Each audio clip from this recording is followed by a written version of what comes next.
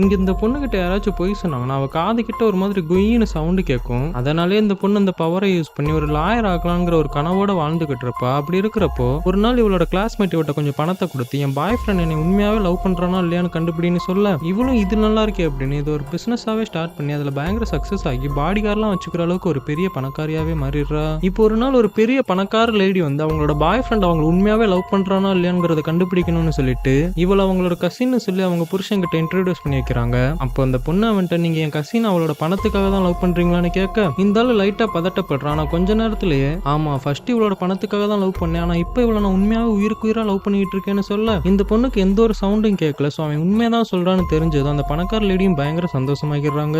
இப்போ அவங்க வீட்டுல ஒரு வேலைக்காரி இருப்பா, அவங்கள அந்த ஆளுகிட்ட இன்ட்ரடியூஸ் பண்ணிக்கிறாங்க.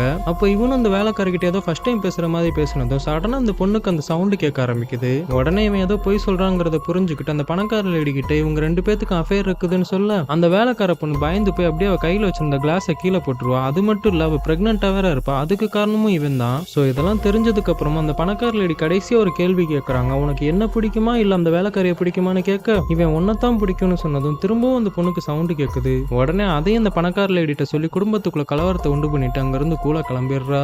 இந்த பொண்ணு பண்ற பிசினஸ் நல்லதுன்னு நினைக்கிறீங்களா இல்ல கெட்டதுன்னு நினைக்கிறீங்களான்னு மறக்காம கமெண்ட் பண்ணிட்டு போங்க.